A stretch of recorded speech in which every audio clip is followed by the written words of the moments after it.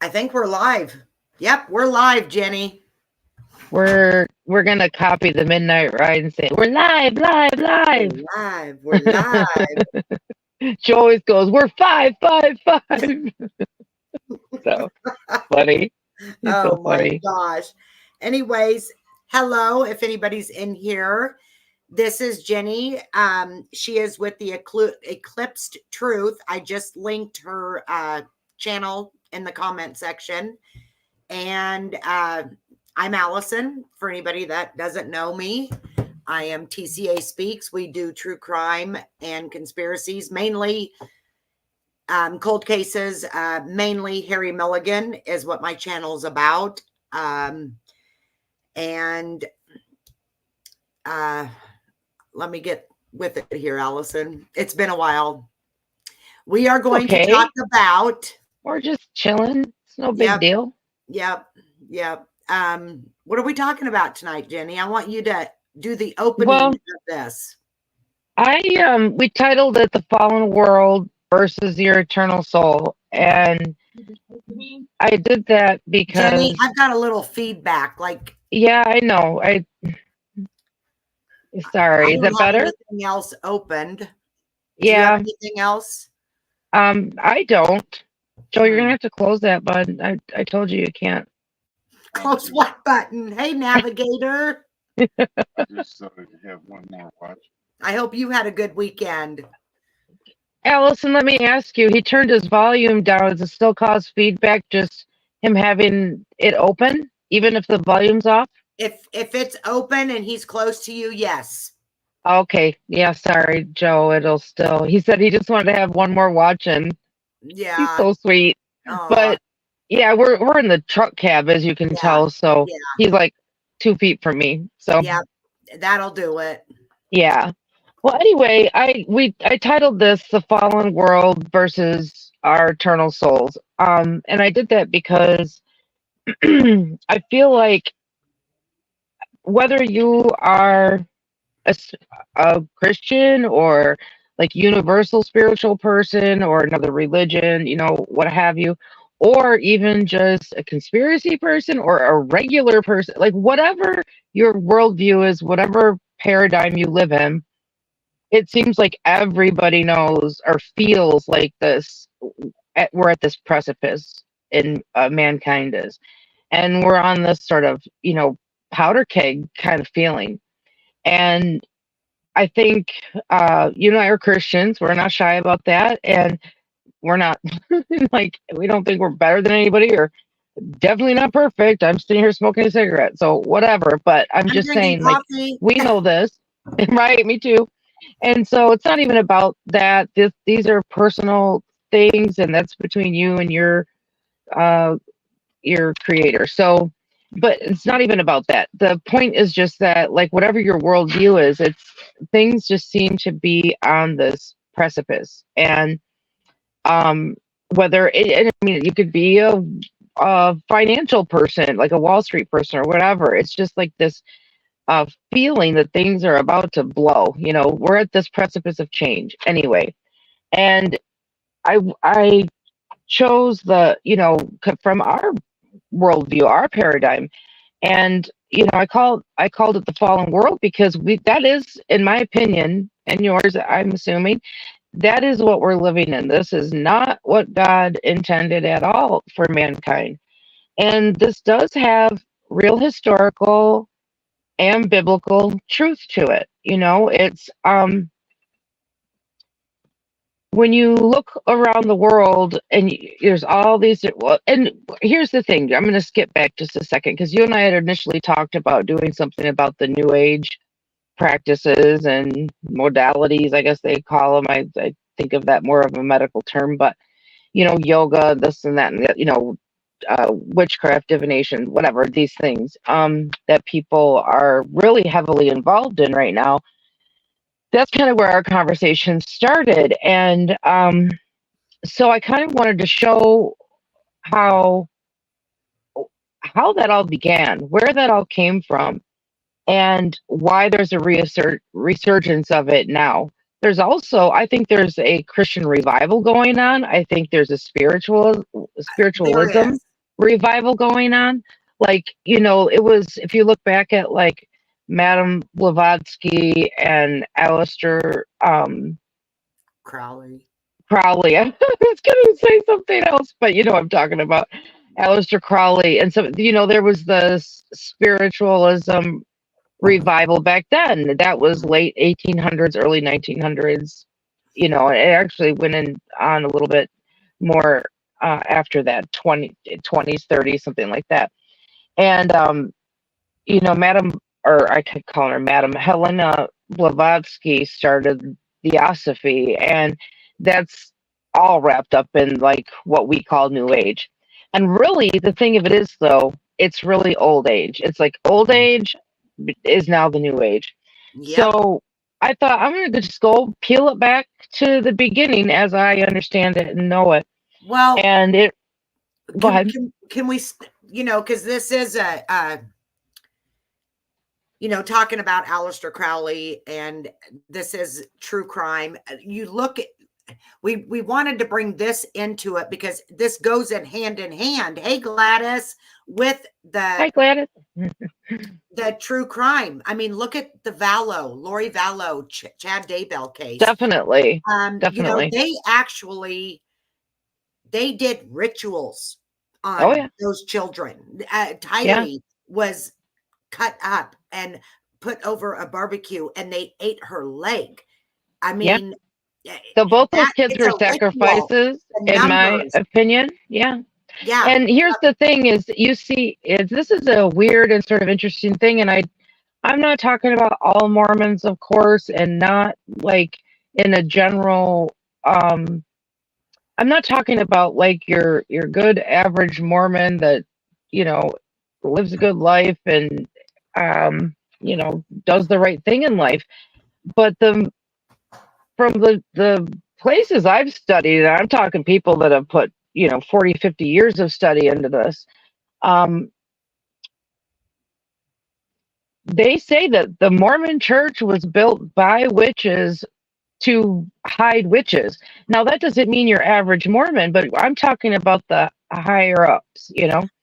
And the Well, interesting thing is when you're talking about true crime, there are like I'm not even in that realm anymore. There's 4 cases of Mormons that have to do with child abuse, child sacrifice, just straight up Satanism, yes, it hid is. within the Mormon church. There's that, I don't know everybody's name. So there's Lori Vallow and Chad Daybell. There is the 2 women, Ruby Frankie and her Yep. Hildebrandt something. Yep. And Hildebrandt. then the Hildebrandt lady is connected with another man who is a Satanist. Now, I try not to speak on stuff if I can't think of names and whatever, but I think anybody watching, you can look it up. It's not even that hard to find. Like if I know about it, and if you're into true crime, you should probably know about it, and you can find it easily anyway. But you're right. Chad Daybell thought, well, first of all, Mormons they don't believe like typical, I guess they would consider themselves Christians. However, they can't be because they don't believe in monotheism. They're polytheists because they believe that they themselves can elevate to be gods one day. Yeah. And Chad believed he was, and Lori thought she was some, you know, goddess reincarnated or something. And so there was a lot of, I don't know, you know, I don't know what they did as far I'll have as to look into that, Gladys. rituals and stuff, but Chad said he had a portal in his closet. He very well could have. He could have had demons coming through it. I mean, I'm not even kidding. I used to laugh at that when you would hear about that. Um, and so I thought I was a big eye roll, but now what I kind of the way I look at things now and understand it when I look back, I think, you know, who knows what he was communing with, you know? So um This is Navigator. Well, first, Gladys said there's a book. It's called Under the Banner of Heaven. It's a great book about the sect of Mormons. And then okay. Navigator says, a little bit off topic, but whenever Aleister Crowley comes up, I'm thinking Wormwood. Is that what you're saying? Wormwood, WM. Whether you think the three are guilty or not, do you think the deaths were committed based around Satanism? I do. West 100%. Mensa, she's talking about the West Memphis Three, Oh, and West I do Memphis too. 3. Yes, I yes, absolutely do. yes. That's another case where it's, and here's the thing that bugs me about it is because what they'll do is, back in the 80s, they would call it satanic panic and make it like it was just people freaking out over teenagers that were wearing black clothes and listening to heavy metal. Well, we all know Satanism is a very real thing and it is in full swing and it's on full display now. So Mhm. there is no such thing as satanic panic anymore. I mean, that's ridiculous. Yeah. It's Well, Jeannie, I want to say this. I've always wondered how I used to get frustrated because I would say, how does the mainstream media pick the cases to go nationwide through the mainstream media, but they won't talk about Harry Milligan. They won't talk about Ty Husted. They won't talk about all these other ones. And I have come to find out the ones that the mainstream media are picking up within 24 hours are the ones that are attached with the Satanism. I'm talking probably because I'm our whole media, our whole system, a lot of political leaders and people that run the world, people that are making decisions for you and I every day Yep. are parts of secret societies. And if you're part of a secret society, you've taken an oath, maybe not to straight up Lucifer, but it might be some other old low G god. Bottom line is, and this is kind of where I'm starting with this, is going back to Genesis 6, talking about the fall of Lucifer, the fallen angels he brought with him, or that joined him in the rebellion, and where that kind of sprung from there, and how that turned into the religions of the world and the civilizations and leaders of the world, and the bloodlines that continue out from that time till now. Yeah. And we'll get there, but just to kind of wrap up these couple of topics about Chad and Lori and the West Memphis Three, let's go back to Chad and Lori a minute. There's another angle to that whole case, which is Donna the psychic, right? There's another angle. Yeah, another angle. And I used to just think she was the bee's knees, but I realize now, I really do believe now that I always did wonder. I'm like, how is she a psychic and a reverend? And she may I not don't even understand know. that. I don't believe she Well, may not even know that she's working I don't think through. exactly. I'm not accusing her of anything. Yep. But because I've heard her say she talks to spirit guides, her daughter, aliens, different things. Well, she also goes into a trance state. I have listened to many of her readings when she is in that, like she's in this in between, like half in and half out of consciousness. It literally wears her out. Yeah, and it drains her. Here's the thing: demons will lie to you, or they'll tell you the truth. They'll tell you the truth to bait you, but they will also lie to you. Think of it the other way around. Like she may think she has people entities protecting her, but it's to keep her hooked in this, I believe. And look at all the people that follow her. And she's just one. She's just one psychic, and it's got to kind of tell you if she's a reverend of a church. It tells you how far you're getting away from the doctrine of Christ. If you've got a psychic leading the church. Now, I'm not saying people do not have God's gifts, but it says straight up in the Bible several times not to mess with magic, sorcery, psychics, all of this esoteric stuff. And it's for our protection because we are not used to, and we don't exist in the spiritual realm, right? I think we can visit it. I think we can dip in and out of it, and use different ways to do that. And sometimes some people talk about just getting their spirit body just getting pulled out. but there are ways you can elicit that and put yourself in the spiritual realm. But that's not planet Earth like what we are used to navigating. Yeah. So you can be fooled real easily, in my opinion. And you need to be really careful. Now, I'm not doubting her skills. It sounds like she's done it her whole life, whatever. But I'd be really curious to know, has she ever, when she's communing with these entities, has she ever once asked them, is what they tell her, does it stand up as truth to Jesus Christ? Are these entities under the authority of Jesus Christ? Because here's why I say this. There are so many, and there are websites that are dedicated just to this.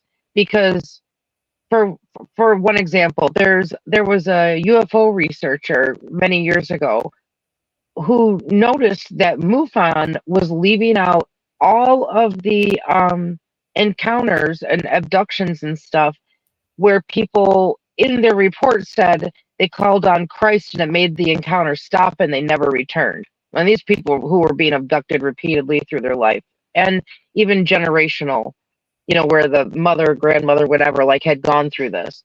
And they terrify people.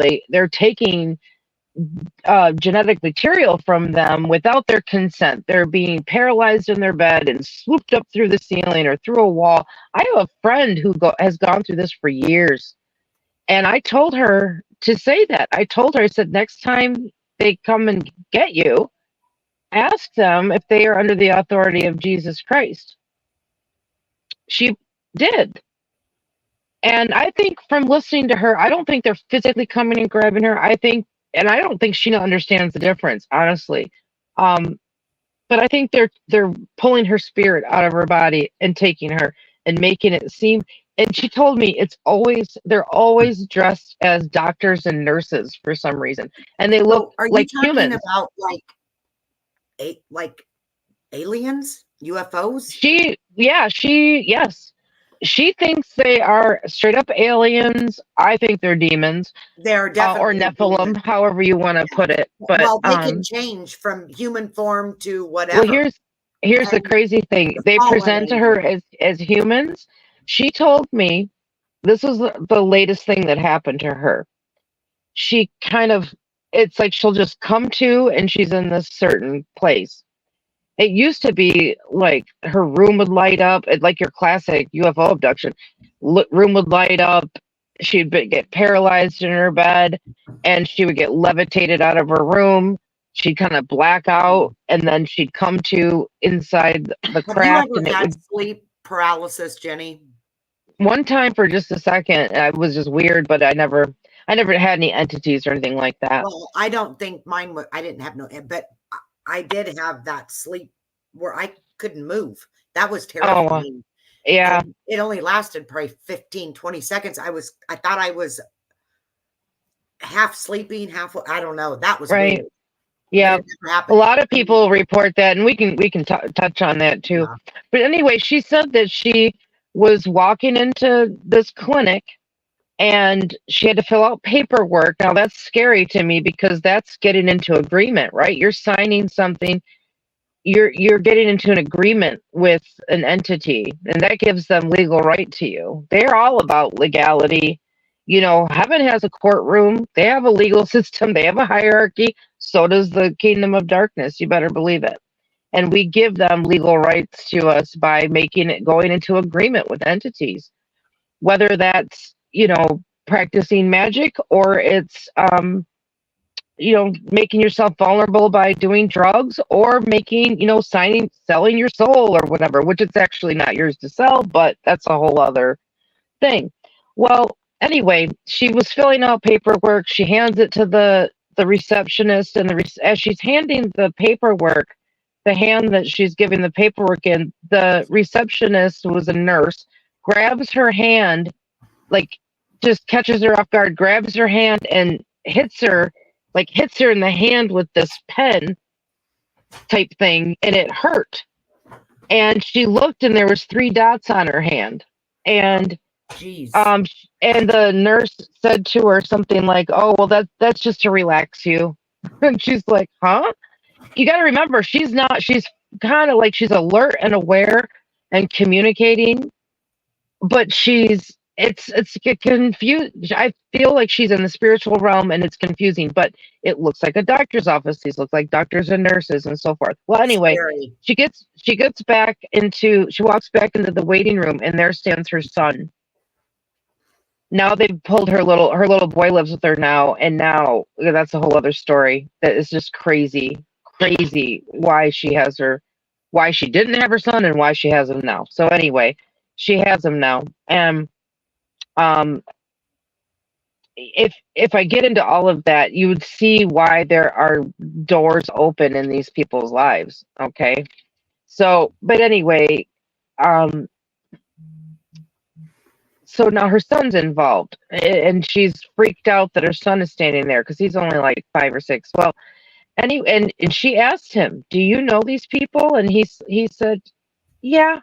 Like, so they've picked him up before, not with her. And Oh, I mean, she's asking him this even like in normal waking hours, and he knows what she's talking about. So she's not just dreaming this and how old stuff. is her boy? 5 or 6. Oh, I gosh. know. So anyway, she goes into the doctor's office. One thing she noted was that the nurses would never look her in the eye. They would never, like, if she'd look at them, they turn their faces away. And I'm like, well, that's weird. These obviously aren't benevolent entities, whatever they are. Demons. And Absolutely. but this isn't, she's not a Christian, and she just doesn't believe it that way. She thinks that they're aliens. So anyway, but they look like humans. She realizes they're aliens, but they are able to present as humans, or they're human-looking aliens. She Well, said have there's something you? a little off, like that uncanny valley, where it's like looks human, but there's something off about it that you can't put your finger on. Well, anyway, she remembered what I told her, and she asked the doctor if he stood up to the truth of Jesus Christ, and he got angry with her. And all of those entities who looked like human beings all of a sudden turned into like these cartoonish looking caricatures of themselves. Mm. And then it was like just like that. She wakes up in her bed. She wakes up in her bed. She's got 3 dots on her hand, where that nurse, like in real life, like 3 dots on her hand. I mean, this is Wow. all real life, but I'm just saying this is not just, she's not just dreaming these things. Yeah, that's So scary. so that's interesting. I don't think she's being physically taken, but that even if that nurse did that to her spiritual, like to her spirit, I don't know, maybe they are physically taking her. I don't know, but whatever the case, she felt it in the encounter, and she woke up and had 3 puncture wounds on her hand. So Well, very when you, strange. I mean, this is what I yeah, mean. This is beyond like what we can really get our heads around, I it think. is. So, And when you talked about that, they wouldn't look her in the eye. right. Have you know who J Lo is, right? She's like one of the biggest, God forbid. Jennifer Lopez? Yeah, Yeah. she's huge Satanist. Anyways, Yeah. she I've will read a not bunch let about her. she will not let anybody look her in the eye. She has had people fired because they've looked her in the eye. It's crazy. Wow. It's crazy. See, I had this most visceral nightmare one time, and I mean, I could feel the floor under my feet. I could feel the walls on my hands. I could tell you exactly, I'm going to like, be here, but how. I'm going to go off camera for a minute. Okay. But I'm here.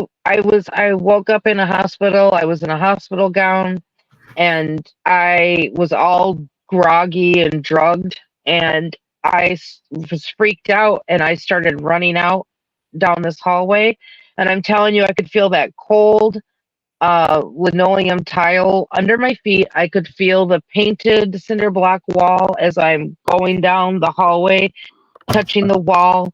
And there were these doctors and nurses walking past me, and every time I would make eye contact with one of them, Ugh. their human form, their skin would just melt like a candle wax off of them, and these gigantic spiders were crawling out. Yeah, Yeah, that that's was fun. scary. I That's know. scary. But that's another eye contact thing, right? Other Yeah. ones walked past me, but they wouldn't look me in the eye. But the ones that did, it was like it broke down their facade. Yeah, that Oh, was I was traumatized by that nightmare. I didn't want to go to sleep for days after that. It was well, awful. nightmares can be really scary. Well, I think we are. I mean, that gets into a whole other topic of like, are your nightmares just nightmares, or are you participating in something in the spiritual realm? I believe because of things Joe's been through and stuff, I really think at times we could be. I think we could be at times. Yeah. I told you about the dream I had just the other night about the guy with the ski mask running at me, and he was trying to choke me with this leather strap, and I woke up like where he slammed me on Mm, the ground. Now somebody could say, yeah. oh well, That you would just be awful. incorporated some pain into your dream, but like it was my shoulder blade and my elbow, and he had slammed me to the ground. Anyway, we're getting like way far from what this was all supposed to be about, but I did want to touch on the West Memphis I Three know real quick it. I again, since that know. was brought up. Um, it's such a crazy, all of this is so crazy and it's all connected, so it's easy to tangent. But the West Memphis Three, Damien Eccles is a big uh, esotericist, spiritualist, whatever you want to call it. And which is fitting because, like, if you go look at the website called The Joy of Satan, that's literally what it's called. It's, it talks about how they flip everything on its head. Satan is, Lucifer is the light bearer, the bringer of knowledge. He just wants freedom for people and blah, blah, blah, blah, blah. And Jesus is the counterfeit. He doesn't really love you. It's like completely flipped on its head. But that's what everything is today. Everything is upside down, right? Like what's good is evil and what's evil is good. I mean, I think we see this demonstrated all over the place. It's really we're living in the upside down, like from Stranger Oh, Things, I think, is what absolutely. it feels like. But Yep. Damien Eccles, one of the guys that was involved in that from the day that they were arrested to today says they did that, that happened. He gave the police other evidence that could be found there, uh, a liquor bottle that he had thrown off of the bridge and the brand and everything, and it was there. Now he and the other guy didn't participate in what happened to the children. Apparently, that was just Damien, but they were there. They helped grab the kids, helped hold them, and this and that. Um, and there's a documentary about them that makes them sound like they're cleared. Well, the truth is they were let off on Alford pleas, first of all, which means I don't even know why this exists, but it means that you're pleading guilty but you're saying you're innocent at the same time. They did that with the staircase guy where they got an Alford plea. Well, it gets you out of prison. It kind of just wraps it up so that, like, the prosecutors are happy that you pled guilty, the or admitted to it, and then you know the defense team gets you out of prison. It's a compromise, but it does not mean Yeah. you're innocent. It does not. And the thing is in that documentary about the West Memphis Three, they kept talking about this DNA that the prosecution never tested. Well, it still was not. I don't believe it's been tested to this day. They act like that cleared them. It does not clear them if it's never been tested. Now, maybe uh, you could say there was some dereliction of duty on the prosecution side for not having it tested, but they had so much evidence against them. All those guys did 18 years in prison. And look at who got Damien Eccles out of prison. All of these musicians and movie stars. Johnny Depp was a big one. They're like Biffs, they're best friends forever. Those two. Now, why didn't Johnny Depp go and befriend the guy that's saying they did it? You know, I this is just my guess, but I think that Damien made a deal uh with the enemy he did some time, satisfied the courts, and with that, and now he's got big time money, big time, celebrity friends and everything. And I don't know about the third guy where he plays See, into all of this. I don't know a whole lot about that case. I just Well, you should look into it because you would be like, I know you, Al, and remember you'd it be was like, 3 little what? boys, wasn't it? Yep. Ugh. Yep. And they were kind of acting like, well, it was the stepfather. Well, it could have been all of them, Yeah, The stepfather didn't sound like he was too good a character either, but he could have been in on it too. There's yeah, nothing that says it's either or anymore. I look at anything and I'm like, oh, it's all of the above, probably. But Damien Eccles, and he practices a lot of magic. I saw an interview. Well, he's got a YouTube channel and everything else, and Joe's nephew it's his hero. And it's like they only watch that one documentary. They don't look at any of the other evidence. That there was stuff on those boys. There was candle wax on those boys that matched the candle wax from his satanic altar at home. whoa. Yep. There were a lot of things, but see, the whole mainstream, like the public, has seen this documentary that makes it look like they were cleared, that they were jailed innocently. I don't believe that that's true. Not when you look at the whole big thing. When you look at the whole big Yeah. story, the whole evidence, the witnesses and everything, and the fact that one of the guys now, and they chalk him up to just, being like slow. And he might be, but he has maintained his same story for all these years and given them more evidence that, like, frankly, they're ignoring,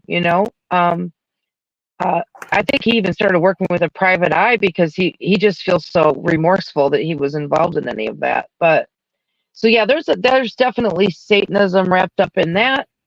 And when you go, this is part of one of the things that I was going to touch on. Now, I'll tell you, if you're going to go look at the Joy of Satan website,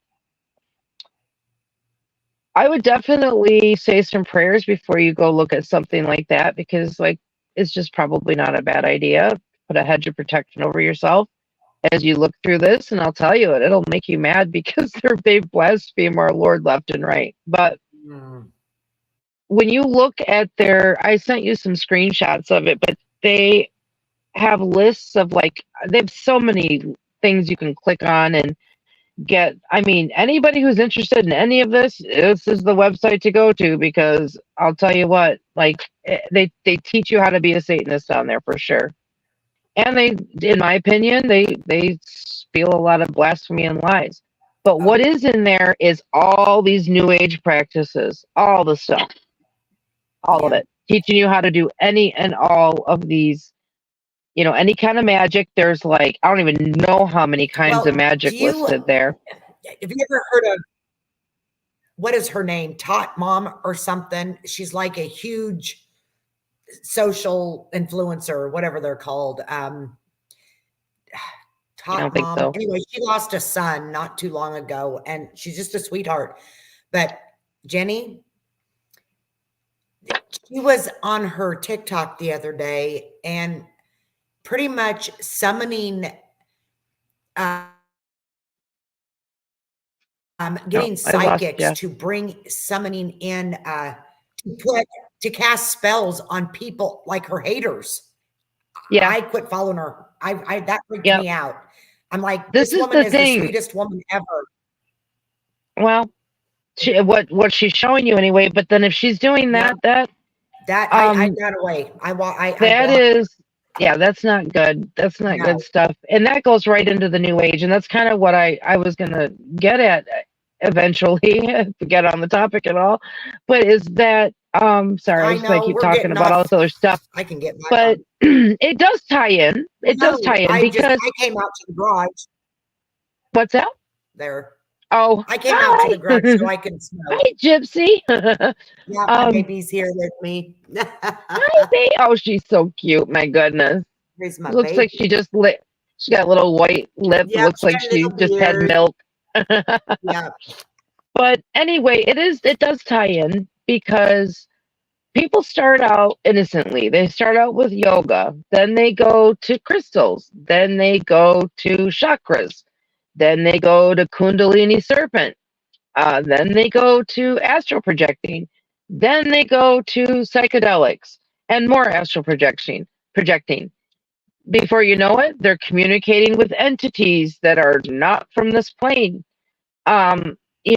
It's just what I've noticed. I've never been in a New Age, so I'm kind of grateful. I think the Lord protected me from it because I've had enough problems in my life, enough other openings in other ways, and I closed those doors. But the point is that with New Age, one thing leads to the other, to the other, to the other, and I've listened to a lot of testimonies from New Age to Christianity people, or witchcraft, just straight up like witches to Christianity, and what they've all said. And I'm talking like serious witches, not people that all these people like I've seen and known that call themselves witches because they burn some sage and whatever, which that's not good either. You're not going to find your answers in anything other than our Lord Jesus Christ. You look to anything If else you can to hear solve me, your but I gotta problems. get Yes, I can. back in. My You internet's not working good out here. you look to anything other than Jesus to heal you, to soothe you, to do anything. And I said to Joe a long time ago, this is before I really came to Christ, I said, it's weird. It seems like there's Jesus and God and the Holy Spirit over here and everything else over here. And he said, yeah, because that's the way it is. And it kind of gets back to this, these fallen angels in the fallen world. And I'll just get into that because anybody who came for that is probably wondering what in the world. Um, so the thing is I want to emphasize, like, we're not condemning anybody because a lot of people are involved in these things and they don't even realize it.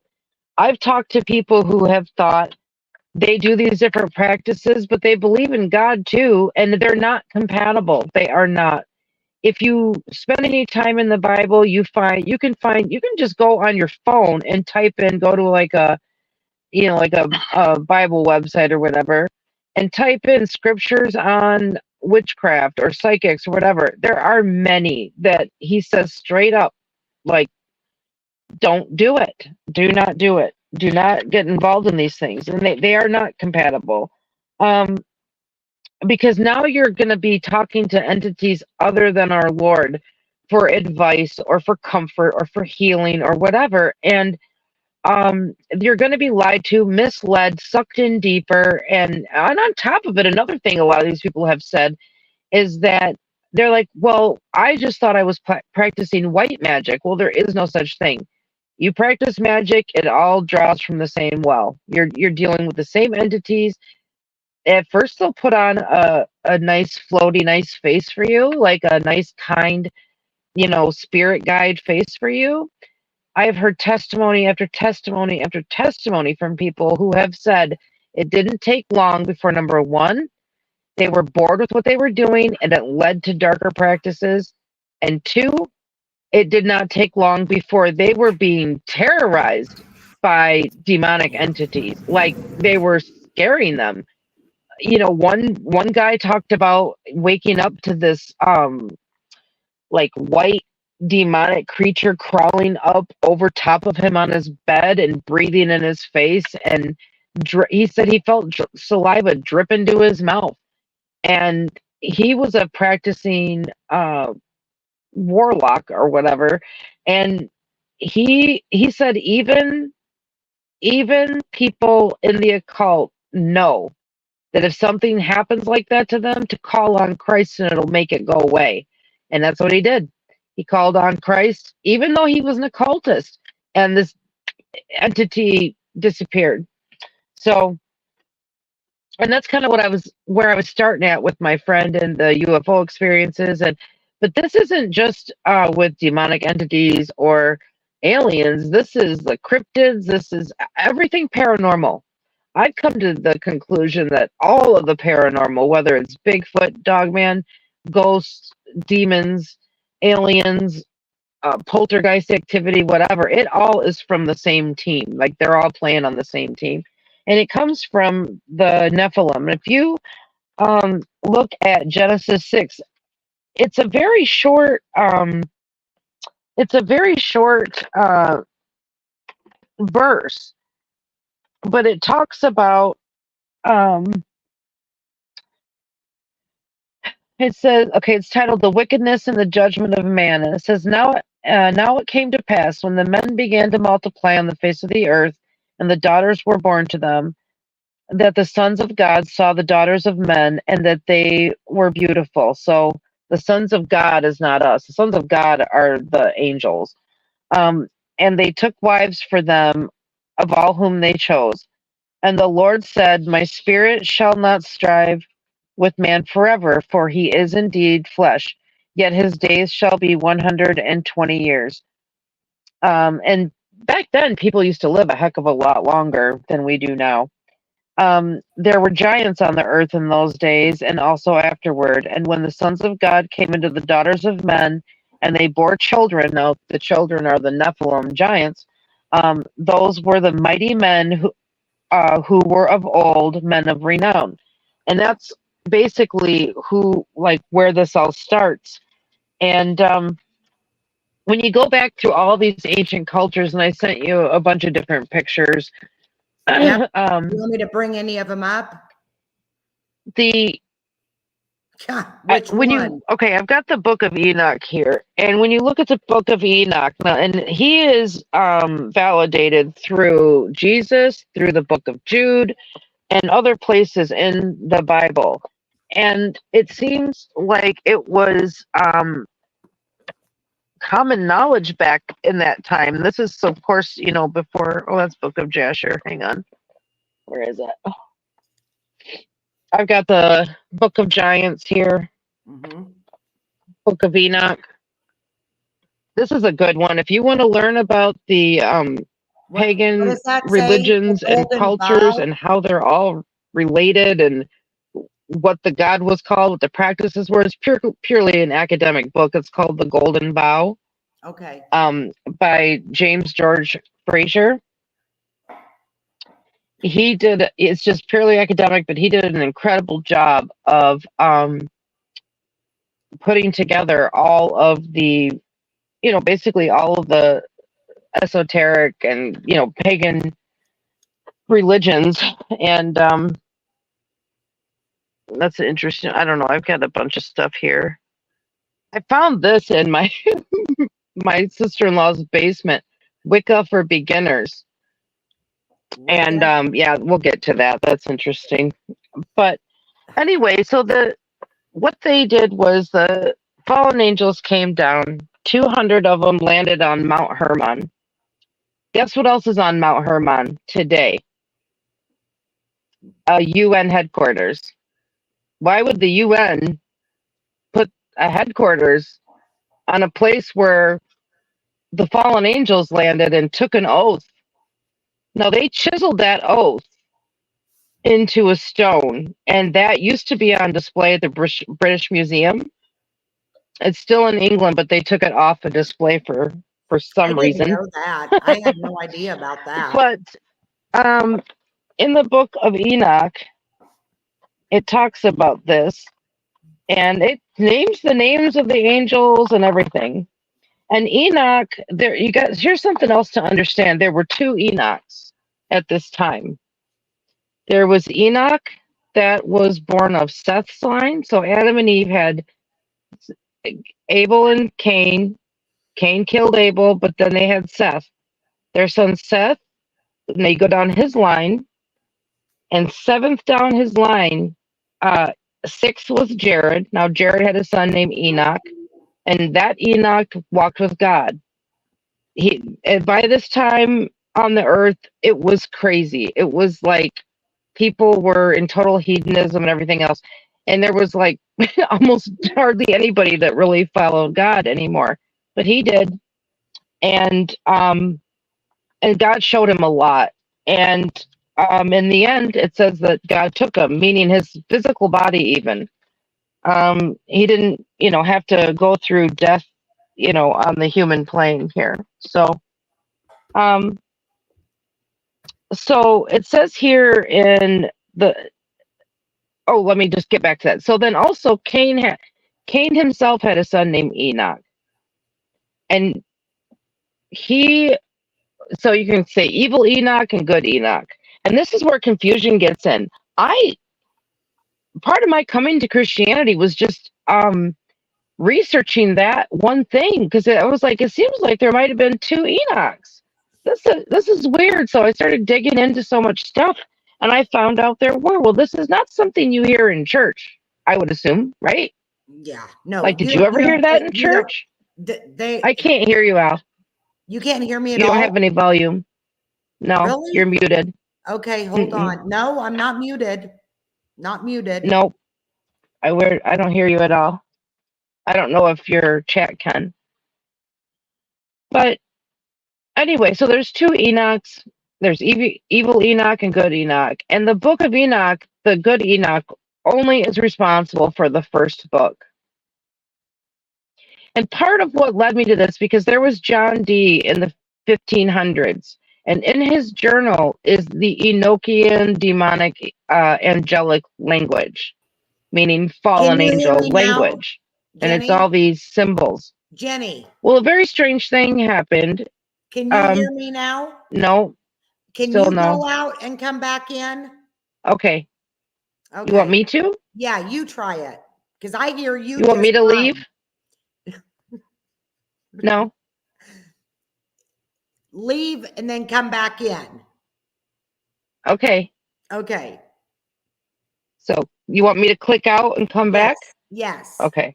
Okay.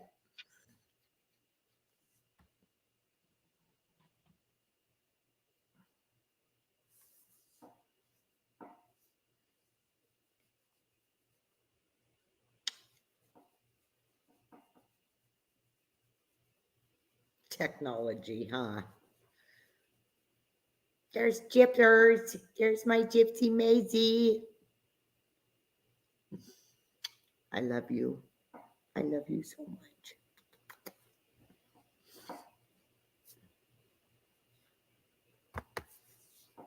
Can you hear me now? Yep. Okay. It was on your end. All right. Oh, okay. Sorry. No, that's okay. I knew I could hear you. Oh, okay. But well, no, anyway, when you were talking about the churches, they don't preach this stuff. Jenny, 99% of the churches don't preach out of the Bible. They don't even talk about the book of Enoch. Yeah. That's a shame, because there's a lot to be gleaned from it. That is why I quit going to church. I do my church and my Bible studies with people like you that believe what is being taught and what's being God's word. That is what, so yeah. Well, and from what I can tell, there's a lot of Christianity out there that is shameful. There's the prosperity preachers. There's people that are doing things in their churches that are adamantly and obviously against the word of God. So they're clearly not following the gospels at all. She looks like she's smiling with that little white, it looks like teeth. Jim's looking out the window. Oh, that's funny. In the garage. It looks like she's got a big smile from here, It looks like she's got so big white teeth on the bottom there. Keep rubbing. She's sweet. Yeah, that's what they always want. She is such a baby. But anyway, it's a shame because there's so much is being missed. But this, to me, from my perspective as a newer Christian, is the work of the devil. This is where Satan comes in and makes a bunch of Christians lukewarm, misguides a whole bunch of other ones. It's really like I struggle to see where there are that many Bible believing churches out there, which is why I don't even belong to a church. I just study on my own. Yeah. Because first of all, we're on the road all the time, but secondly, I believe me, I'm going to have a checklist of things I'm going to want to know about, how they conduct themselves there. And I don't mean to sound like, maybe that's a bad way to put it, conduct themselves, but I want to know that they are preaching from the Bible. I'm not there for a concert. I'm not there for it to be entertained. That is not why I would go to church. So that's just not the kind I of used to go every place I will Sunday. go. I went Yeah. every Sunday. I even did Wednesday nights. Yeah. And it just, when I started researching for myself and started reading the Bible and the pagan holidays, it was like, Yeah, why that's is my another church, one. I why is do my not church? get that. Yeah. And I couldn't, because I used to celebrate Christmas and Yeah. I decorate, for my kids and grandkids, but trust me, they know that it's a pagan holiday and I'm not Yeah. celebrating Jesus's birthday. I'm celebrating time with them, a special Yeah. time with them. Just like Well, Easter. now I think for a lot of people that tradition is hard to break. It isn't for me, but it's for a lot of people those traditions are hard to break, but I Yeah, 'cause did I not used to go all understand that. out. We would adopt I'm a like, family, everything. yeah, well, I that's the kind of thing that probably is a good thing to do. But all I ever saw, like, But why should I uh, help people? Why should I adopt a family one time out of the year when people yeah, should be helping others all year, if yeah, possible, that's if right. they can, That's very true. It's very true. And so, the exposure, because my mom was Jehovah's Witness. That's what I grew up. Yeah. So of course, when I could, I ran from it because again, it's another misled thing. Now they've got a lot of things right, like they don't celebrate the holidays and stuff. So that's why I don't miss it. It just wasn't Mhm. part of my childhood. But what they've got wrong is they do not believe in hell and they do not believe Jesus is God. And it's like it's just the two things they have wrong are probably two of the most important realities Yeah. if as a Christian. So, and I think that's again, I say this all the time and you know this. I think that the denial of hell as a real place and a real consequence is one of the biggest and most dangerous lies that can be told. Oh, I You agree. know, it's because it makes people think that there's no consequence to any of their actions. And I think people would live a lot differently if they knew that that was a very real possibility. And God, by the way, God does not send you to hell. You send yourself there Yeah. because the choices you make is turning your back on God. When he gave us free will, it wasn't so that we could go buy this pen or this pen. I mean, that is free will, or I'm drive gonna this truck take or her wear out these real quick. clothes. Keep talking. I can hear you. Okay. True free will is the freedom to choose to love him or not, to be obedient to him or not. And he can't make you. He doesn't. I mean, do you think God would want a bunch of robots in heaven that just love him and worship him because they're made to, because they have to? No. Like, so he gave us free will and gave us the will to make that choice. But if we choose, because hell is the absence of God. Everything about hell is the absence of God, the darkness, the despair, the sorrow, the regret, the torture, that like all of these horrible things. Um, that is the absence of God. So, I mean, his wrath is there, but that was not made for us. He prepared hell for Lucifer and the fallen angels.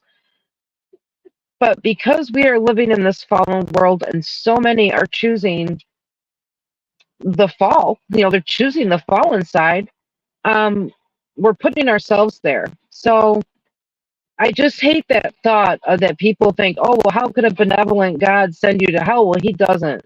We all have choices to make, and we can either, um, you know, obey the Ten Commandments, be good people, follow the Gospels, which is basically just being kind to others, caring for the homeless, the orphans, the widows, like the vulnerable people in society, and just not being evil, And that's really what it is. And Jesus wants a personal relationship with each and every one of us. That's all it is. Like, that's what he wants. And so, you know, I've heard this from so many people that have encountered him and had these near death experiences and so forth. But getting back to Enoch and the fallen angels, I'm just going to read this real quick. So he writes the same thing now. This was before the Bible was written. I This was is on mute. chapter. Sorry. This Do is you want me to put any pictures up yet? You can start putting them up of the giants and stuff if you want, and the old gods or however you want to do it. I don't really care. We're so all over the place. I'm not sure it matters. Yeah, I'll just put. Yeah, that's a Sumerian Logi god, and you can see that's a lion in his hand. So he's obviously a giant. You know, it's a Sumerian giant. The Nephilims, the giants. Ooh. Yeah, yeah. There's a giant. You can see the people there, and you can see the sunburst in the middle. If you know this, like any of the symbology, you start to know what some of this is.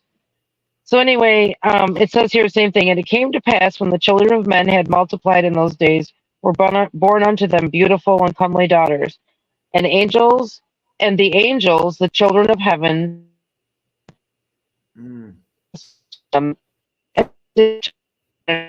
let us choose us wives from among the children.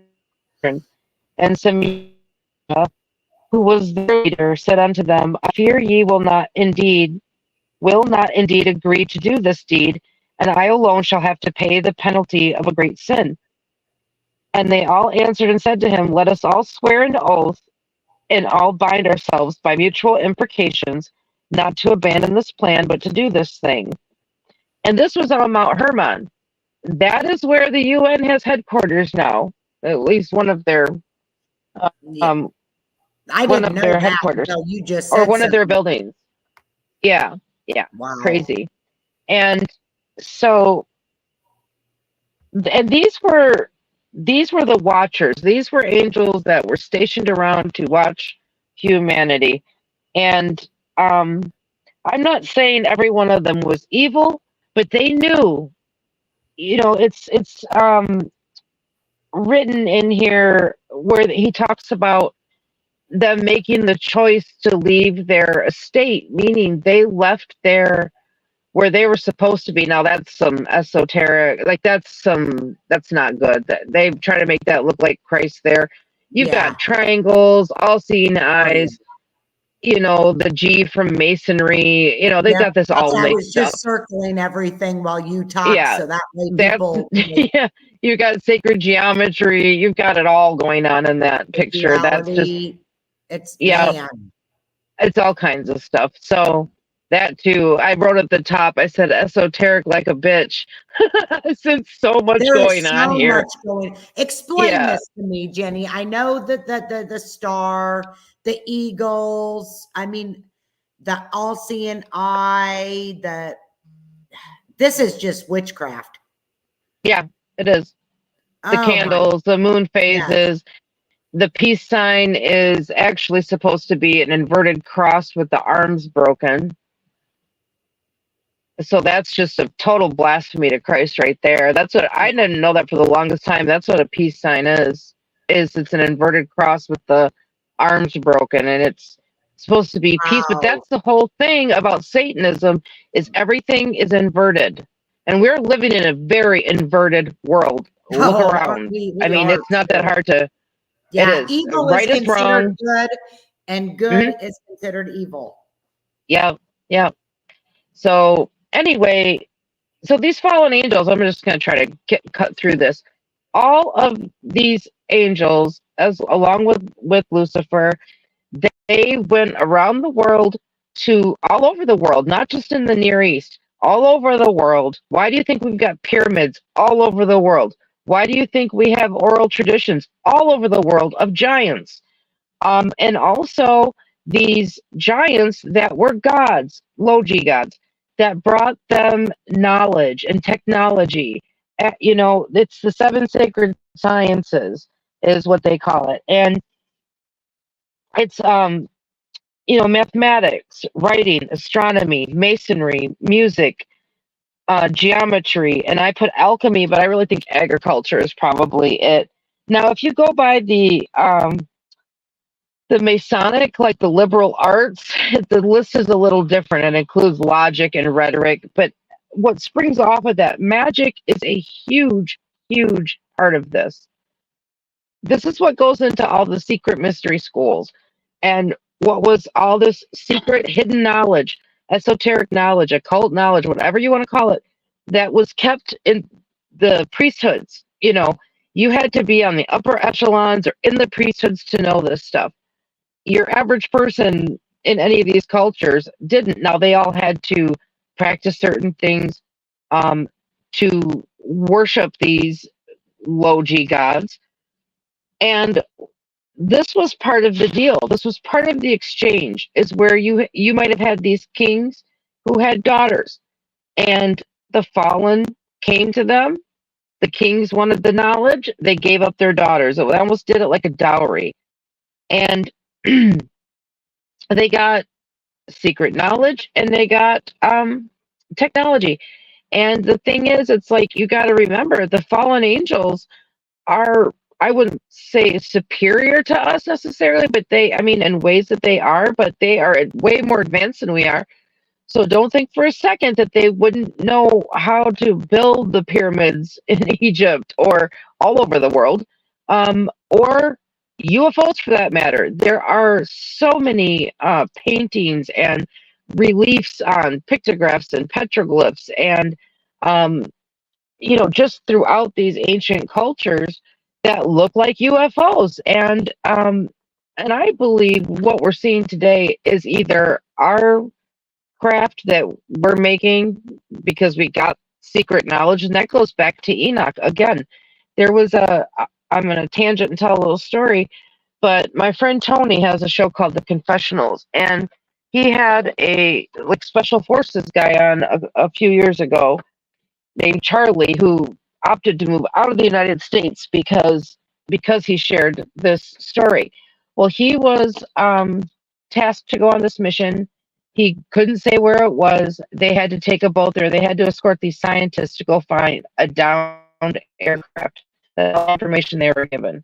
The scientists had some frequency detector, so I'm thinking, well, it must have been one of ours, because if you know what the frequency, if you've got a detector for the frequency, then you know what the frequency is, right?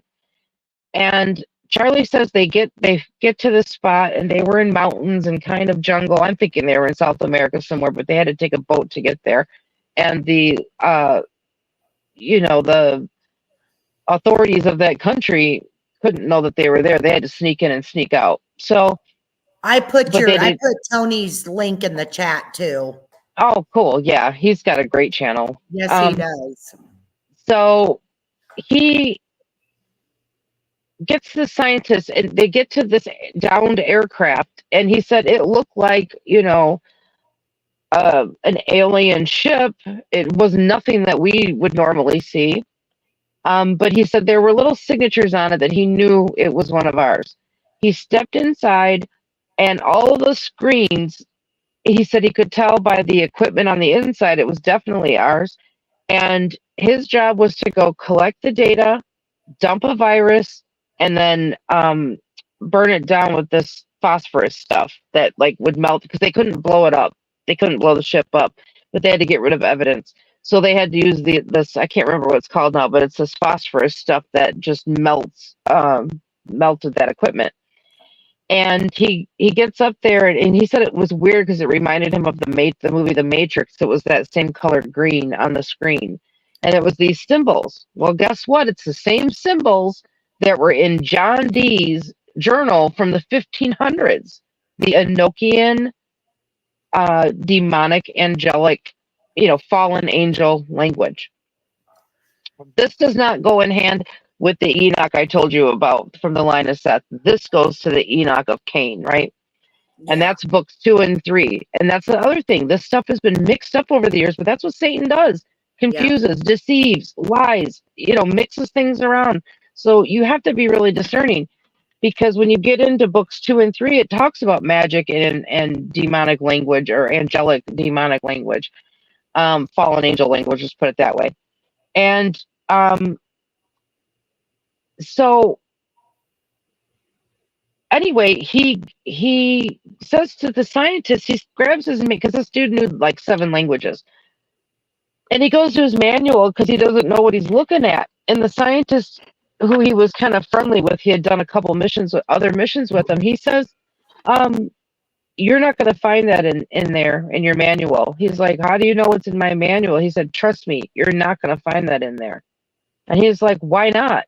And the guy, because the scientist was so insistent, and he said, "Why? Like, why? What is it? How do you know what it is? What is it?" And he said, "It's Enochian." Um, I forget the exact term he used. You'd have to look at the video. He said it's Enochian. I don't know if he said fallen angel language or demonic language. Oh, he said demonic. Okay, he said Enochian demonic language. Like I said, this is the same symbols, the same language that John Dee had in his journals in the 1500s. And he was a huge practitioner of black magic and stuff. So, this is weird, right? This is what got me like looking at all this stuff. And if you want to know a lot more, way better, lesson on fallen angels and the bloodlines and everything, I would recommend going to Gary Wayne or NYSTV or FOJC. Those are 3 great resources. That's Gary Wayne and John Pounders and David Carrico are 3 great resources on this. And there's others too. Sadly, some of them have died, but their videos are still out there. But those 3 guys are still alive. So NYSTV how do just, those guys get their videos kept up? Why doesn't well, YouTube take their videos down? I think because they just think that people aren't going to believe it. Because it just sounds crazy. Like if you're in the religion of science, like you're not gonna probably, or just Because I mainstream get public, videos you're probably gonna think this sounds nuts. I get videos taken down just from talking about Georgia Guidestones and the weather manipulation. I mean, the US government has had a patent on weather manipulation since July 1891, and I put Right. that out there and they take it down. It's because probably more of the public knows that, but this is getting way down deeper in the road, I think. And I think that they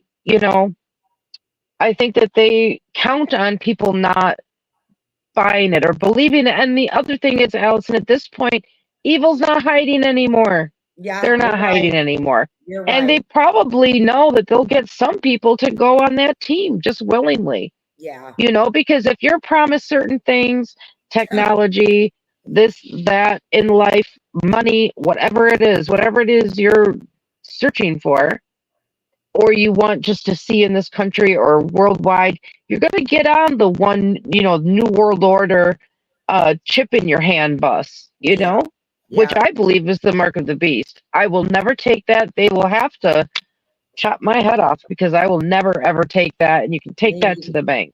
Yep. Me I will either. never do it because first of all, you can't, that it says right in the Bible, doesn't say microchip, but that seems like the most obvious thing. That's what we're headed towards. No more currency, no more tangible currency. These debit cards and all of the cryptocurrency, all of these are stepping stones to that, right? RFID chips have been around for a very long time. I remember seeing a video years ago of the scientist that created them, and he was mortified because the NSA came in and just flipped his lab upside down, took all of his research, and he just said he honestly never considered what evil could be done with that. He said he created that to like save lives, to save kids from being kidnapped and things like that. Um, so he was literally crying in this video. He was just beside himself. This was years ago.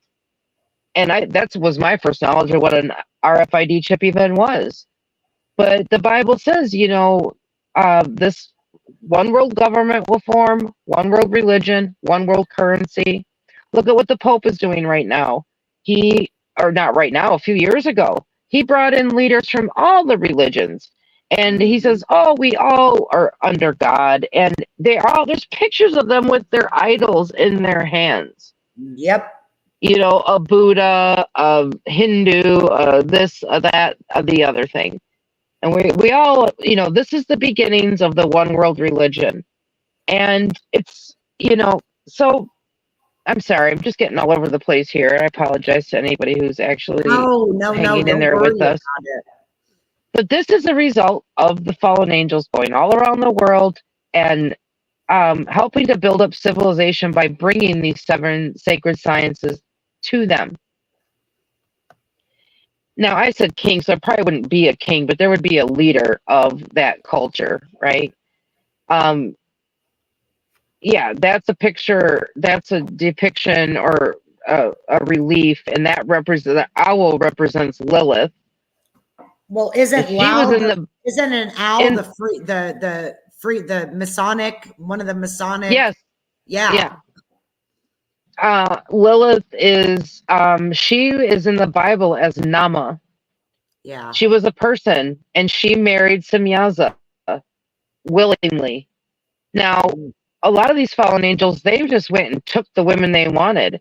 And a lot of these women couldn't sustain, they couldn't make it through the pregnancy of being, cut. Now, none of us know how they impregnated. It could have been, you know, um, doesn't mean they literally had sex, right? Like maybe these fallen angels could go into a human form and do it that way, or maybe it was like a hybridization thing. I don't know, but a lot of these women couldn't make it through childbirth of these giants, and so a lot of them died, and a lot of them weren't willing. But there were some that were willing, and Nama, who is in the Bible, she was willing.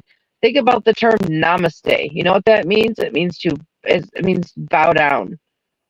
And everybody just does yoga and goes namaste, and they don't even know what they're saying. They're bowing down to this goddess who is actually a demon. If you So look people at that do yoga say that? yeah, well, all kinds of people say that. You hear it all the time. I've never heard it, which I've never But this done is what I'm yoga. talking about. I never have either. But this is what I'm talking about when it comes to the new age. One thing leads to the next, to the next, to the next, to the next. So you might start off and go, oh, well, yoga's a good idea. It looks fun. It's kind of hip and, it's good exercise and it's a Oh, cool thing to do. And then next thing you know, you are thinking you're getting healing energy from crystals, and then you're doing tarot cards, Jenny, then you're do you doing remember my friend? psychics and Do you astral remember projection and so forth. my friend that passed away that literally turned evil? She was a narcissist, bad. Her own family, it was bad. It was bad. We all had to walk away. It was awful. She started doing yoga about 15 years ago. And Wow. she was not, Well, when you're doing yoga, she was not I've in her never right mind. I've never done it, but when you're doing yoga, I know there's like warrior pose, downward dog, or these different what. Each one of those poses is it's honoring that particular god. It's not, none of this is even hard to find out. You can go and start looking into any one of these topics or all of them, and you start learning where they came from. And if you understand Genesis 6 and the book of Enoch at all, and you start to see where these low G gods came in and brought all these practices in paganism and what we consider, I consider them false religions, but because they're not of our Father and Jesus Christ, period. So that's just my opinion, but I don't think none of this is even that hard to figure out. I'm no kind of scholar, but the information's out there. If here's what Jesus says this: seek the truth and ye shall find. Period. If you really want the truth in this world, if you really want it, you'll find it. Yep. And many people will tell you that. Many, many people who have been down all these roads, it all comes full circle and they find Jesus in the end because they are not finding fulfillment in any of these new age practices. Yeah. It's, first of all, a lot of them say, first of all, it costs a lot of money. And secondly, it just flips from one thing to the next to the next. Either you get bored or you find that you're not getting what you're looking for from any of these practices. Yeah. And you just keep and the other thing is funny, it's like Jesus says, it's about faith and not works. Yes, it's good to be good to people, it's good to pray, and it's good to do these things, but to help your community and so forth, and to probably, be with your brothers and sisters for worship. But it is not about works. It's about belief in Him and trusting Him, putting your faith in Him. New Age is all about works. Uh, Buddhism, Hinduism, all of these, when you boil it down, it's all about works. It's all about, when you get into karma, good karma, bad karma, that is about works. If you do enough good things in this life, then you'll go to heaven. It's not about really believing in the God that you're worshiping, right? It's not about trusting and believing that they're real. It's about what you do, you know? And so a lot of these new agers will tell you that too. It was so much work. There was always so much stuff so many rituals and this and that and the other thing they had to do. And they were unfulfilled at the end. I would encourage anybody who's interested in this, learning more. I think a beneficial thing is to go and listen to some of these testimonials from people. They're all over YouTube. There's a lot of people that have had near-death experiences. There's some people who have had just where Christ has come to them and shown them the way, whether it's leaving them a trail of breadcrumbs, like is what I feel like happened to me, you know. And sometimes people have like full-on encounters. But there's channels. There's one called Touching the Afterlife. There's Randy K. There's a whole bunch of them out there on YouTube where it has these experiencers, and you just have to, again, you have to use discernment. One's called Almost False. So that's got a lot of people that have come from witchcraft and New Age into Christianity, and they tell their whole story of like how things happened. And a lot of these people were being straight up terrorized by demons in the end. They did not realize that they were willingly opening all these doors to succubi, to incubi, and like they wake up. So many of them have sleep paralysis. It's not even funny, or used to have it. And they heard somewhere to call on Jesus and it made it stop, and then it never happened again. And it opened their eyes to the truth. Things like that, And so I just think if you're interested in this, if you're not a Christian and you just are a truth seeker, if you are really a truth seeker, I started listening to these encounters like I listened to cryptid encounters. Joe, that's the other thing. Joe killed an 11-foot, 1,000-pound werewolf that wasn't supposed to exist, right? Like, these things aren't supposed to be real. We're sitting in the truck right now. We're 9 feet up. This thing was dipped down looking into his passenger side window. And it put a thought into his head that said, I've got you, and there's nothing you could do about it. And he had that gun. Joe has got to come on here and tell that story. He was military. Well, Joe was military. Joe was military. Yes. He saw a Bigfoot that the military killed when he was in Alaska on the specialized training. He was up there for cold weather training. And he was allowed to see this, and it always made me wonder why did they allow you to see it? Because he wasn't on the team that killed it. It's just he's got a lot. He's got a really interesting past, and he's kind of like him. He's so chill. He's like, I don't know why. I don't know why I've experienced these things, but whatever. But he was just driving his truck. He was just on his route, and this thing came running up against this dogman. This was in 2017. Came running up next to his window, put a thought in his head, and said, I've got you, and there's nothing you can do about it. And he had a Smith & Wesson Governor with these nasty rounds about the size of my pinky. I've got it right here, but I don't know if I can show it on here. And he said it took him a second or two to, like, realize, or, am I in the Twilight Zone? What in the hell is happening? And he pulled that gun and bam, bam, and he shot it in the eye. And he said it went down like a sack of potatoes.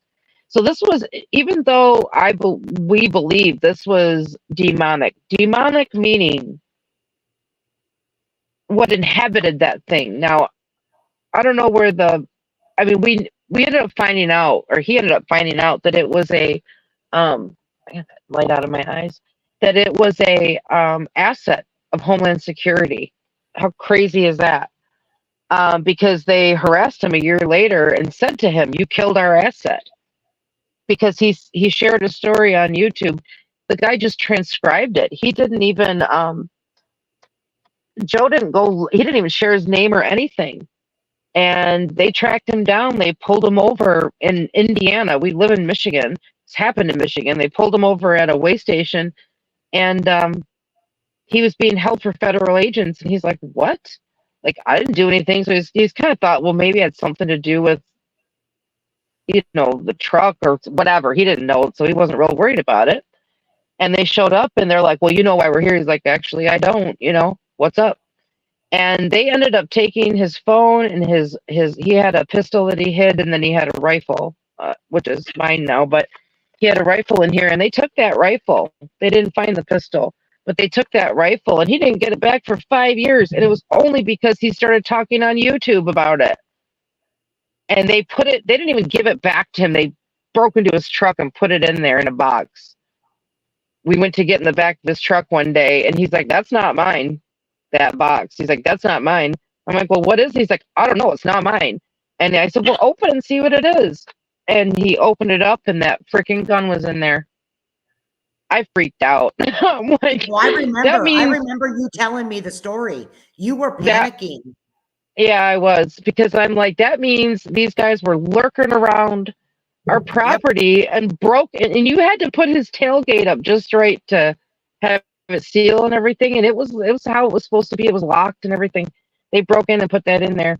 So yeah,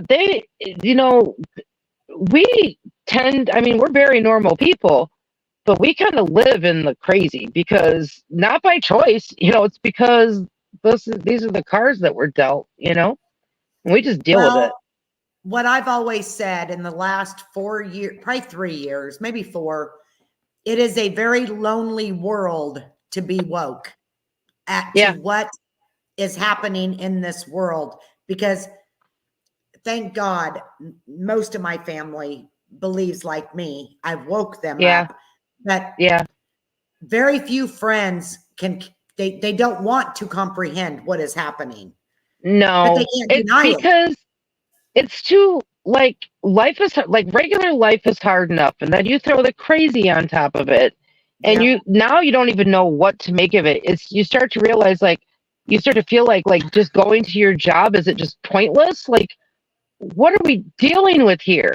But that's where, when you have Christ in your heart and you have a relationship with the Lord, it makes it so much easier. I went from feeling very crazy to now I'm like, well, it is what it is, whatever. Well, we're good. Everything will be fine. I really and truly, I don't feel like I used to since I found the Lord. I really don't. I used to just be really I had a lot of anxiety. Before I met Joe, I was so deep in depression. It was ridiculous. I mean, I went through a lot of grief and just a lot of stuff. And I think back to that and I think, man, I can't imagine how different all of that might have been if I had belief in Jesus Christ and had a relationship with him, because I don't think it would have been nearly as hard. I believe the Lord brought Joe into your life to save you. I believe that too, and you as well. All the people that are in my life, I believe he is strategic in bringing his children together. And I think that's happening en masse right now. I think these divisions, these dividing lines are happening. The wheat from the chaff, I really do. And you see so many people coming to Christ. And for a lot of different reasons, I just happen to come to it through cryptids and aliens and all this weird crap, So, but I wouldn't change it, I wouldn't change any of it. And I just, my hope out of even talking about any of this, I feel like you and I both know a lot of people that are into this stuff. And I hate to see people misled, in believing that that all of this new age stuff is going to bring them some peace. Most of the people that I can think of that are into any of this, or they're at least not in Christ, they suffer a lot of anxiety, a lot of depression. they have to take a lot of medications or smoke weed. I gave up weed too, and it was not even hard. I have done that my entire life since I was 18. And I was just like, one night I was up in my bunk and I had smoked, hit my pen, and I was laying there. And I guess this is sort of my testimony, a part of it anyway. But I was laying there and I was having the worst intrusive thoughts about like just how bad I sucked and how the people in my life that hate me have every reason to, and worrying about, what I said and how it was just that I was being bombarded with just the most intrusive, self-deprecating thoughts. And I couldn't sleep and I couldn't turn it off. And I had hit my pen like right before I went to bed. And I just started praying. I said, God, if you're real, I said, make this go away, make it stop, please. And I won't ever do this again. And it stopped. I remember you telling me that story. It stopped and it's never happened since. Yep. And I can't help but think that is the demonic working on you, Oh, I and agree. drugs and stuff are gateways for that. That is giving them legal right to you. Well, yeah. Why do you That's think creating government open promoted doors. them so much? That's why weed's legal everywhere now, right? Because first of all, you get a bunch of people complacent, preoccupied, and you feel like they threw you a bone, right? Like, oh, well, they're not so bad. And then you don't care about a lot of things. On top of it, you kind of get something that you think you want, and also you're high all the time, so aren't really thinking straight exactly. Yeah. And so, that, along with, like I said earlier, a lot of these encounters being stopped by people calling out to Jesus, I thought there's got to be something to that. Obviously his name has some power if it has stopped alien, cryptid, demonic, straight up demons, ghosts, poltergeists, all these activities, all of these encounters, sleep paralysis, all this stuff. If calling on Jesus can make all this stuff stop like that, that means he has got authority over each and every one of those things. Yeah. They He have to has flee. authority over all of everything. Yes. But that's what I'm saying. Like, I just, it was all these stepping stones to get me here, to where I'm at now. And like I said, some of the other things were like that Enochian, demonic or angelic, whatever it was, how it was said, but like with John D and then that guy Charlie, in that mission that he was on. I'm thinking, so I went down looking, well, I've heard of Enoch, and Enoch walked with God, and that doesn't square because I know magic is wrong. I've always known that. That's something that from childhood I just remembered that always stuck with me. So I never went down any of those roads of magic or psychics or any of this stuff. That's why I don't think I never fell into New Age. And it was just one of those things that just I knew inherently was not right. And even though I wasn't a practicing Christian or anything, it just always stuck with me. And so I'm like, well, Enochian magic, that's, Masons are founded on that crap. And the Freemasons and other secret societies as well. And I thought, well, that doesn't sound right. I wonder if there's two Enochs.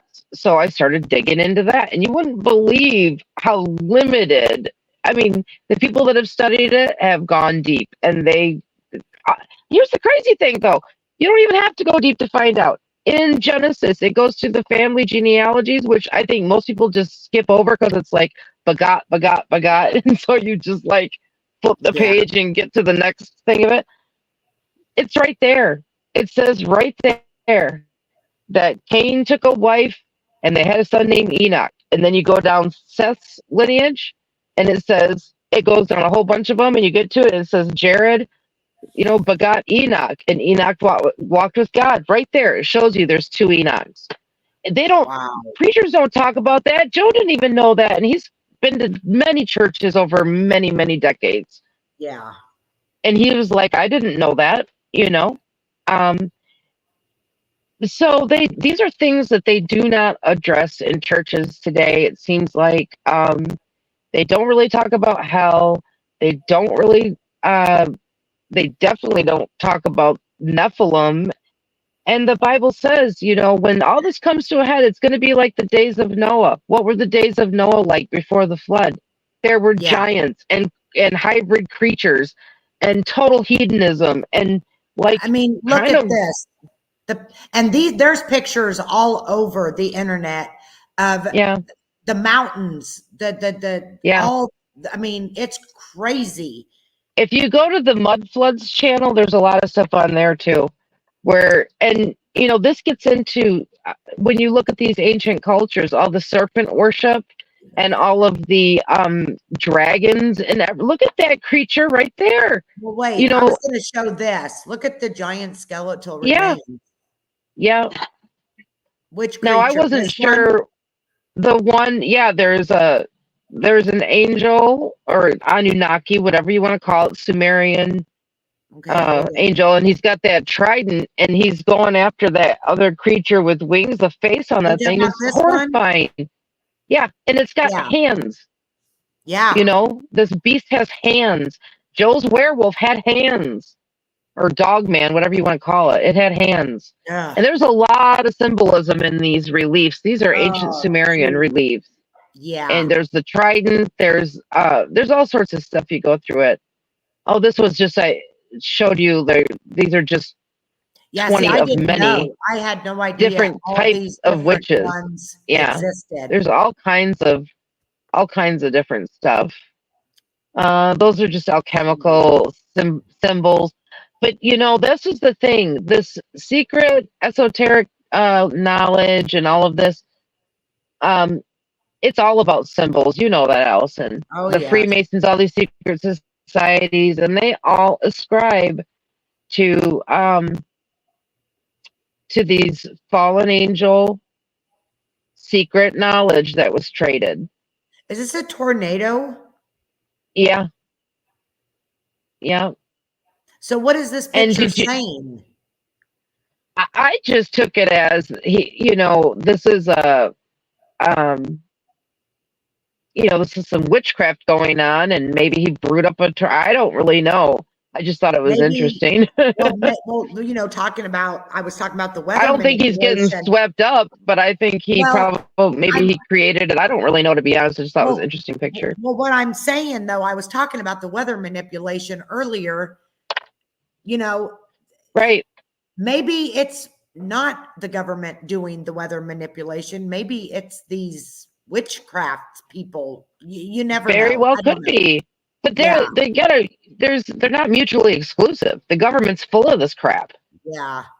Government's full of witchcraft. If you just want to put it plain and simple, yeah, there's a lot. It's like almost too much for one live. That's the Wicker Man. And if you look closely, all those things poking out are human arms and legs. Yes. This was a real thing. They would build this structure and they would take slaves and prisoners or whatever. They would pack them in. This is human sacrifice right here in the form of a giant.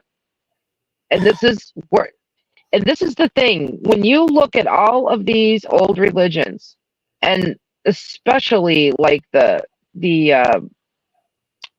pagan, quote unquote, I think they're all pagan, but when you look at the gods like Moloch and Kali and some of these other ones, now that Kali, that's a Hindu god. Yeah. When this and the Aztecs and a lot of human sacrifice, a lot of blood magic, a lot of sex magic. This is how you worship your god, is with killing infants, killing people, ripping their hearts out. That's Oh, Kali. That's a Hindu god. did you So hear about? Kali has slayed another giant. It's a giant who slayed another giant, and a necklace of regular size human heads. They look Well, like beads, but they're heads. I did a TikTok today. There is a new company that is using AI, and they are decapitating people and doing brain taking Like and removing. freezing their heads and uploading No, their consciousness into AI? no. Go Well, watch that's my happening TikTok. too. They are I will, actually but decapitating the heads and replacing brains and faces. And they're yep, letting people believe this is good because it's going to help save people with Alzheimer's and dementia yep, and Parkinson's. But what they don't yep, know is our own government has created those diseases. right, And they're letting people believe this is a good thing. I mean, yeah, when did decapitation become normalized? right, That is right. sick. And I'll tell you, there's a lot of prophecy that speaks to that. That when we are in the great tribulation, Christians that won't take the mark and Yep. that will still spread the gospel will be decapitated. And like I Yep. believe we'll go back to public execution. You know, the government supposedly, when Obama was in office, he ordered 30,000 guillotines. I don't know Yeah. if that's, that's chalked up as conspiracy theory, but how many conspiracy theories, quote unquote, have become conspiracy fact? Well, we're This is not another conspiracy example of theorists. hybrid animal human gods and Yeah. goddesses, and they're giant. Look at the Yep. normal sized human in the middle. So Yeah. you see a lot of this, and this is actually a sketch from Florida. There's a couple of them where there were these Native American giants in Florida, and they were on this little island. You can find this out too. You just got to dig into some of the stuff if you're interested. All of the like the Rockefellers, the Rothschilds, the DuPonts, the Astors, they all had summer cottages on this island in Florida. And cottages, but you know what I mean? They're like these beautiful homes, but they're cottages for them. What? And these giants used to, there are other images, and I should have found one, but there's other sketches that go along with this tribe, and it shows them holding babies up by the feet and killing them. Uh, And one of those, I don't remember if it was one of them. It was either, I think it was the Rothschilds. It might have been the Rockefellers. So it was one of the two. They built their house literally over top of an altar where they did this, oh, where they that did does the not child surprise me. sacrifice. And they didn't. It's not buried. Their house is built around it. It's in the basement. Oh, Yeah. does not surprise Lovelock me. Cave in Nevada. They went in Lovelock Cave and found tons of, like, several giant skeletons, but they also found a lot of normal human remains with the marrow sucked out of the bones and everything, and because they're cannibals. And that you don't hear. This was a major thing. You don't hear about it. Actually, my friend Tony did do a show about it, where one of the people that lives out there um, dug into that pretty deep and has been out to that site. But again, the Smithsonian has taken all these giant skeletons. You can find tons of old articles from the about mid 1800s into the 1900s where they have found giant skeletons. The Smithsonian gets called, and you never hear or see anything again. Oh, That is wow. the bottom jaw of a giant. Now that one does not have two rows of teeth. That's just got one normal row. But that's a impression of a normal humans that fits inside there. Mm, There's people who have dug these things up, and they said the skull was so big it could fit like a helmet over your head. And these Jeez. aren't even the big ones. Huh.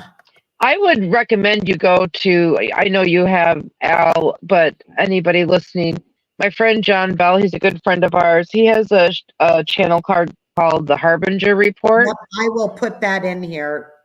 And if you go to episode 3, he has another. Joe was a military contractor after he left the army. This guy, Sean Starry, was one too. He was a Marine and then he was a contractor, and he worked in the dumps. And this is in more recent years. But he's out of his NDA and everything. And he worked in the dumps. He said this whole country, he said there are, so, like, he showed us a map on his phone of where all these dumbs are, and there's all these mag rails connecting all of them, all underneath our feet. There's tons of it. Millions of people live underground underneath our feet, and that's not even talking hollow earth. That's just talking, you know, the dumbs, the deep military or deep underground military bases. Well, he actually saw a live giant in a with 6 fingers, 6 toes, red hair, and they had it in this big thick plexiglass cage. It was about 20 feet tall, and it was really pissed off. And um, they were trying to kind of inoculate these guys because they were going to have to deal with them. And so they exposed him to this giant in this big cage. And the scientists called them Nephilim. Called them Nephilim. See, this is a lie right here. This is Yep, not true. exactly. It Many says many of these religions they even have on here are polytheistic anyway. So like how could you say, well, God, all of these religions fall under God as its one being when they believe in all kinds of gods? You know, it just doesn't even make sense. So it's crazy. But this yeah. is what's going to head towards the one world religion. It's Yep. like those bumper stickers you see that say coexist. It sounds like a nice thing. But this Yeah. is all stuff leading towards the one world religion for the New World Order. This is, I'd never seen this before, but it's called an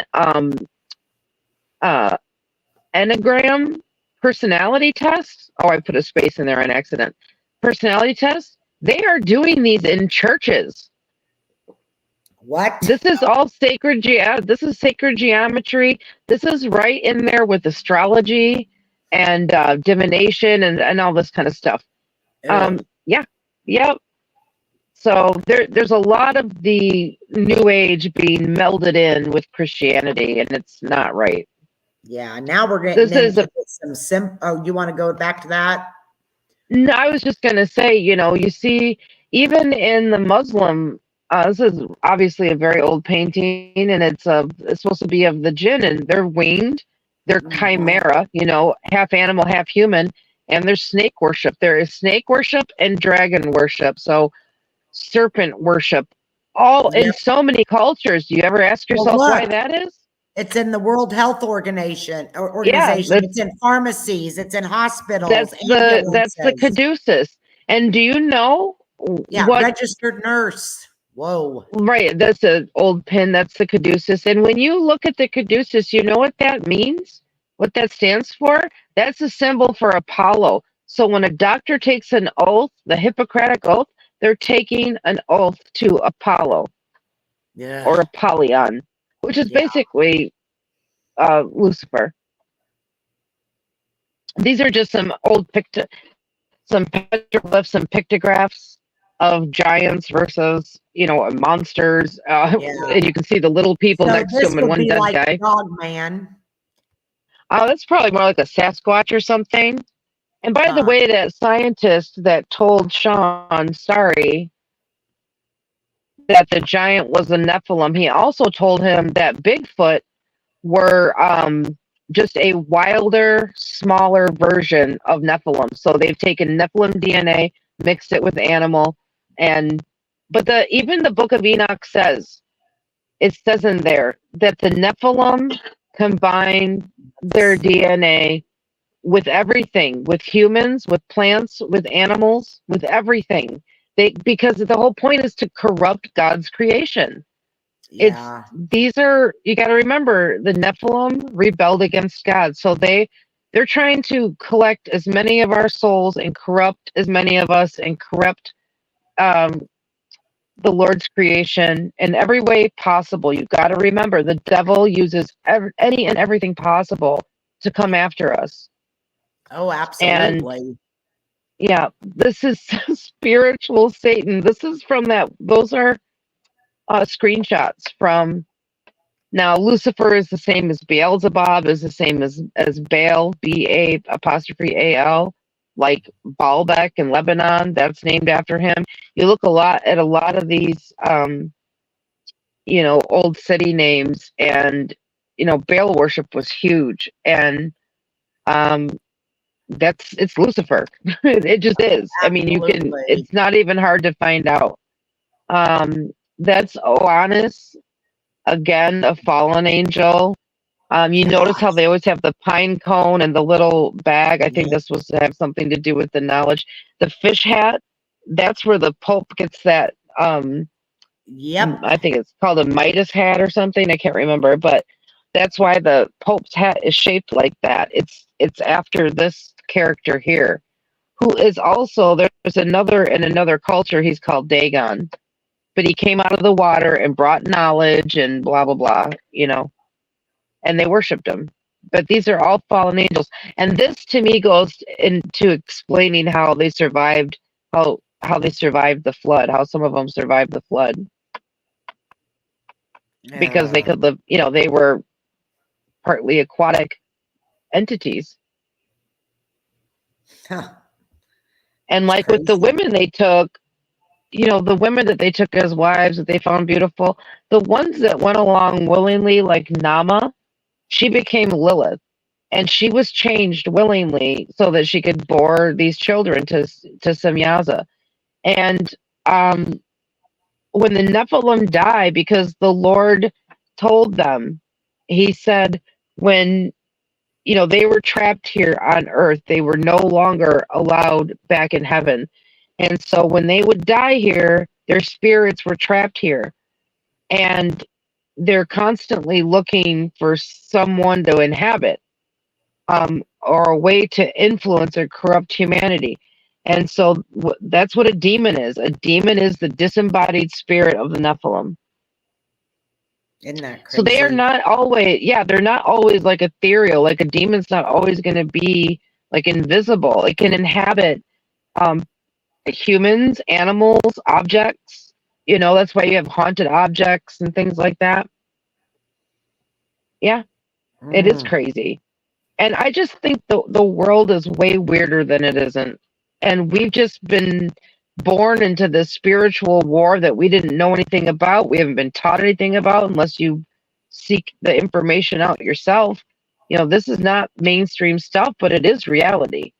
And also we were born into indoctrination that, does not, it puts you into this matrix of like, go to work, come home, make dinner, blah, blah, blah, and it keeps you busy. It keeps you preoccupied and, keeps you just like a robot in this fallen world. So most people don't have the time, energy, or anything to even dig into these things. Well, did you know that, the writing on the Pope's hat, what is it? The Carius Filii Dei or whatever. Do you know that that means in Latin, son of God? No, but I did find out. I was shocked. I couldn't believe, because I was trying to find out what the deal with the Catholics was. The Pope calls himself Jesus Christ. Yep. They have for millennia. Well, yeah. And so that's why I'm saying all these Christian denominations have big problems within them. They, in my opinion, as a new Christian, I'm like, that's not right. That can't be okay. Like that, I don't understand that. I'm just sort of blown away by a lot of it, honestly. Yeah. I really am blown away. And I hate that, people who are considering Christ look at the Christians in the world and are turned off by it. You cannot let the humans get in your way of your relationship with God, because humans are totally fallible. He is perfect. Yeah. He is sinless. He's perfect and he's holy and he's so much bigger and brighter and all knowing and everything. I mean, just so much far above us. We can't even wrap our heads around it. We can't even. And so Jesus came to earth, was born as a man and died and rose again 3 days later. That's the other thing. He's the only living God. He's Yep. the only God that defeated death. You know, when he died, during that 3 days, he went down to hell to show Lucifer he was beat. He was beat. And, um, you know, and he took his children back, meaning us. So all we have to do is cry out to him, repent our sins, accept him as our Lord and Savior, and then try to not live a sinful life. Yeah. I say that as I'm sitting here smoking a cigarette. I'm sure I'll get judged for that, but that's between me and him. You Yeah. know, all we can do is do our best, and he will work with us on the things we struggle with. You know, I wrote in here, you know, God did not come to condemn the world, he came to save it. And we got to remember that. We live on God's creation, but we do not live in God's world. Yep. We live in a fallen world. And that's the point of this whole thing, which I didn't even really go through my notes.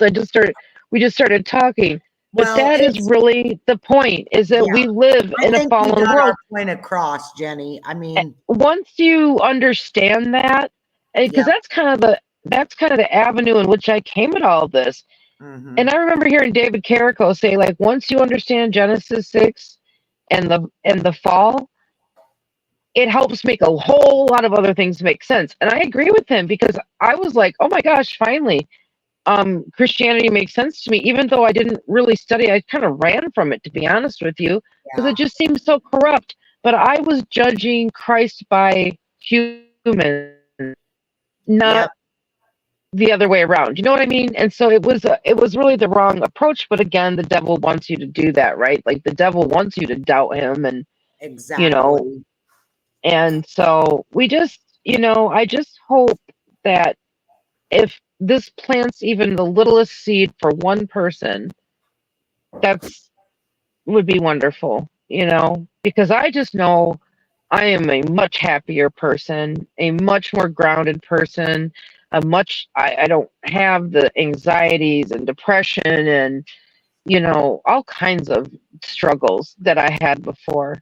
And truly, and I'm not, and this isn't brand new, so I'm not just like high. I mean, I'm still high on it, but I'm not like, you know, when people first come to Christ, you're on fire for the Lord. And I am still, but I can feel where I've sort of settled in. And I just spend a lot of my time studying.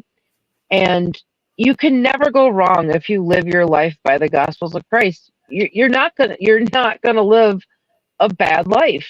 At the Exactly. end of the day, you can look back and know that you've done the right thing. Because that's all he ever is telling you to do, is to be kind and be generous. And the thing with new age and all that, it's all about the self. It's all about serving self. That's what Satanism is all about, is serving self. That you're your own God. Joe, you better start the truck. I just saw Yeah. this light flicker I've back there. I've got to get off here anyway because I I got to get know. up early. We'll do this again Well, very soon because there's so much we more. will. Yeah, I was organized, but we just tangented off. But it was so We fun. never go by. But you have a good night. All Yeah, right. you Thank you too. so much for coming Thank on. you. All Okay, right. I will God talk. bless. Okay, I'll talk to you tomorrow.